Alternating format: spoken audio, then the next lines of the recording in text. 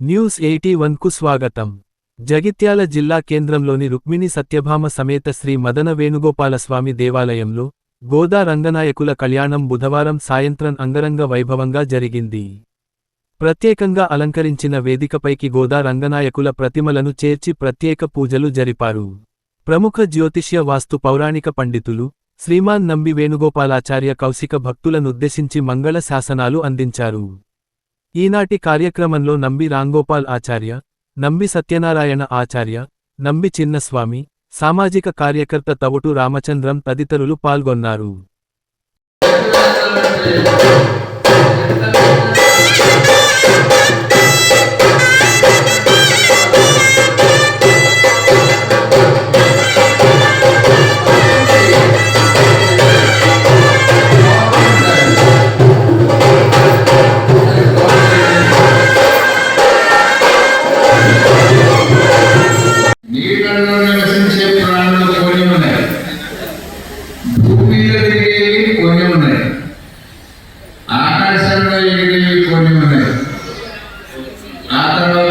కనిపించేవి కొన్ని ఉన్నాయి, కనిపించనివి కొన్ని ఉన్నాయి.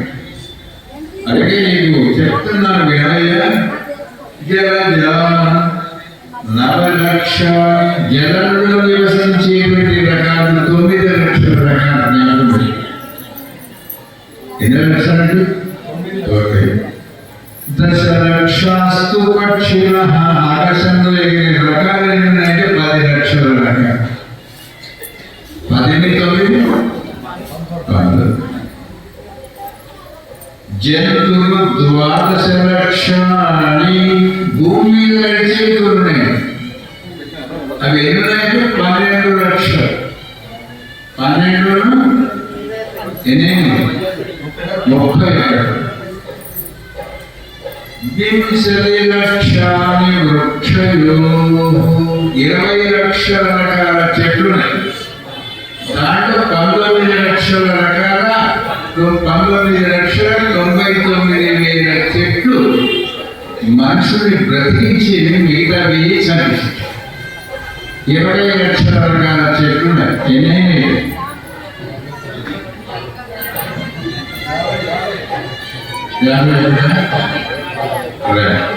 త్రింశతి లక్ష తథా కీటకః 30 లక్షల రకాల క్రిమికీటకాలు ఉన్నాయి.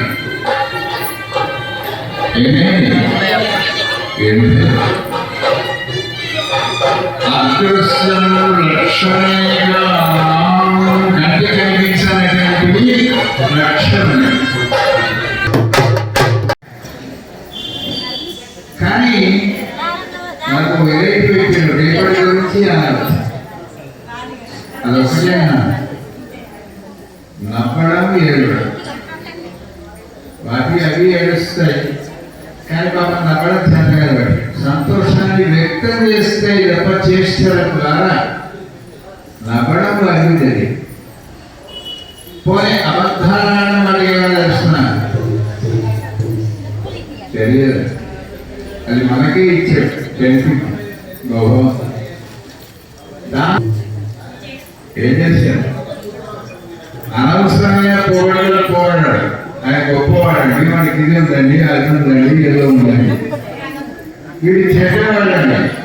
ఇది ద్వేషించడం, ఆ తర్వాత ప్రశంసించడం అనేది 2 లక్షణాలు ఎవరికి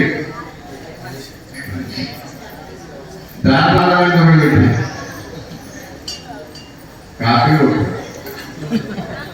వాళ్ళలాగా నేను నడవాలి, వాళ్ళలాగా నేను మాట్లాడాలి, వాళ్ళలాగా నేను బతకాలి, వాడికంటే గొప్పగా బతకాలి. పచ్చడి పూర్వని చూడాలి. లక్ష్యం బాగా ఉందని భగవంతుడు ఓ మంచి కాపీ కొట్టే లక్షణాలు వాడు దొరకాలి అని వీళ్ళు మరి కాపీ కొడితే తప్ప తరించారు కదా. బాగా పరీక్షల్లో మార్పు రావాలని ఏంటంటే విజ్ఞానం ఉండాలి. కనుక ఈ కాపీ కొట్టే లక్షణాలు మంచివాడిని కాపీ కొట్టాలని చెప్పి శ్రీమద్ రామాయణాన్ని రాయించారు వాల్మీకి భగవానుడు. భగవంతుడి యొక్క ప్రేరణ ఎవరిలాగా బతకాలి కదా, రాములాగా బతకాలి.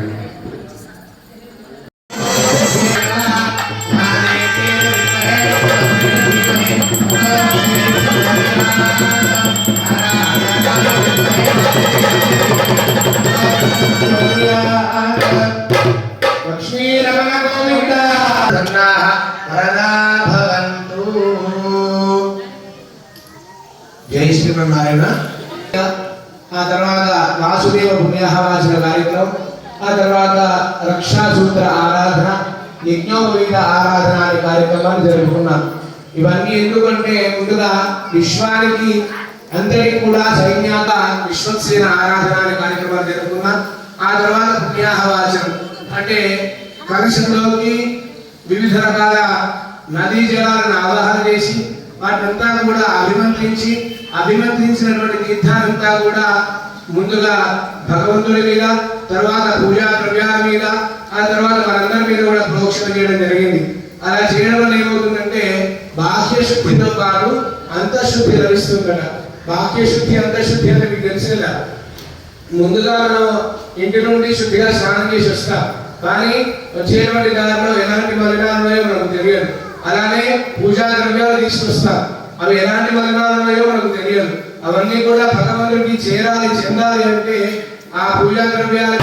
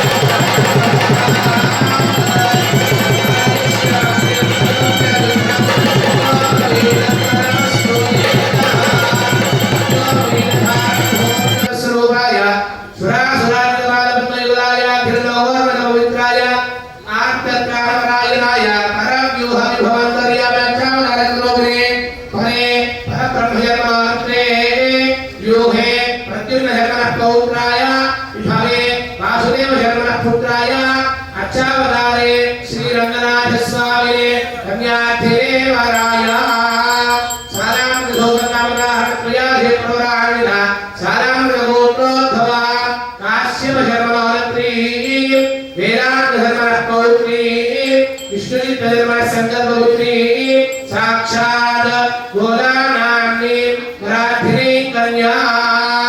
అందరూ నమస్కారం తీసుకొని చెప్పండి. పారమేశ్వరాజ్యం మహారాజ్యమాధిపత్యమయం యశస్కారం బలవంతం ప్రభుత్వం త్వమేవ రాజాసుదర్భూవ సంకీర్ణనాగాసుదర్నరాణాం సుమంగళ్యో సదనం.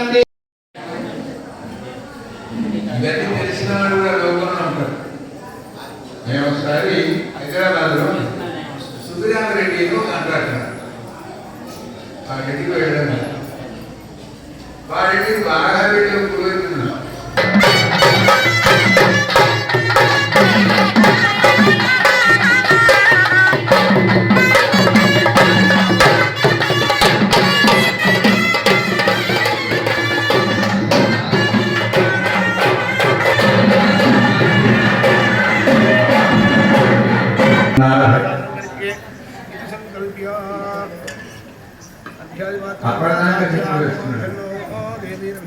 భూదేవి వెళ్ళి ఎవరిని బ్రతికలాడింది అంటే రాముడు అడిగితే లాభం లేదు అని రాముడికి బాగా ప్రియతముడైన వాడు భరతుడు. అరణ్యవాసానికి వెళ్ళిన తర్వాత రామ నువ్వు మళ్ళీ రాజ్యానికి రావాలని భరతుడు అడివైన నేను పరిపాలన పరిపాలన అన్నయ్య పశువులు ఎక్కువ పశువులను కాయం సుమా భూదేవి కోరి రాముడు ఎట్లాగో అరణ్యానికి వచ్చే చెప్పు దొరుకుతారు నడిస్తే నాకేం లాభం అవతారం వచ్చిందని బట్టి కాళ్ళతో అంటే చిత్తంలో ఏముంటుంది విష్ణు ఉంటారు కానీ విష్ణు చిత్తుడు అయ్యాడు విష్ణు ఇక్కడ చిత్రం ఎక్కడ ఉంటుంది దేనికి సంబంధించిన వాడు అయితే వాడు దాని చిత్తుడు అవుతాడు కోరుకున్నదండి ఒకటి రంగనాథ స్వామి లాంటి అందగారు నాకు అల్లుడైతే అనుకో అమ్మ ఇప్పుడు దేవుడి కళ్యాణం జరిగితే నుంచి పదవి నుంచి అన్ని ఇస్తే ఆషాఢ శుద్ధ ఏకాదశి నాడు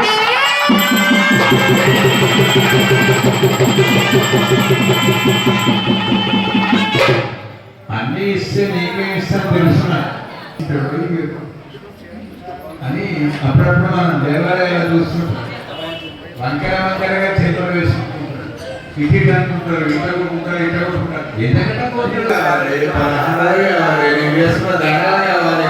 మంచి కావాలి ప్రసాదం ఆయనే కోరుకుంది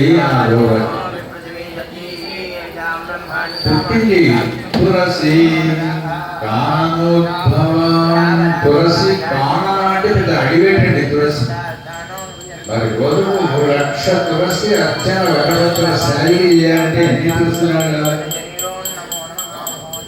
ఆ దళాలను సేకరించి అముక్త మాల్యద అందమైనటువంటి మాలను తయారు చేసాడు ఎవరు విష్ణువు చిత్తుడు వేరే బంగారు హారాలు చేయాలంటే ఎవరో సహాయం చిన్నగా చేయాలి అది పూలమాల అయితే చిన్నగా చేయాలంటే తెంపి కూడా పెద్దగా చేయాలంటే దాన్ని కనిపించవచ్చు ఎన్ని రంగుల పెట్టచ్చు ఎన్ని కోట్ల రూపాయల వజ్రాల హారమైన శంకువాసం వస్తుందా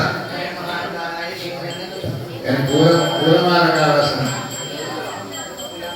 పువ్వులతోనే ఆవిడ ఉదయం 3:30 గంటలకు లేచి ఏ పువ్వు పక్కన ఏ పువ్వు పెడితే అందం నిన్న ఏలాంటి మాల తయారు చేశారు దానికి భిన్నంగా ఇవాళ ఏం చేయాలి మొన్న ఏం చేశారు ఇవన్నీ వేసుకొని మాలిక తయారు చేసి పటపత్ర స్థాయి ఆలయంలో ఊడ్చి పువ్వులు వేసి నిన్న వేసింది ఇవాళ వేసింది చక్కగా పరిమళాలు వెదజల్లే గంధాన్ని తీసి స్వామికి పూసి మాలికలు వేసి ఆనందంగా తన్మయంగా అనుకునేట పొద్దున ఒక్కొక్క గింజ ఆరంభించిందండి ఉదయం 7 గంటలకు కూర్చున్నాయి పూజ రాత్రి 11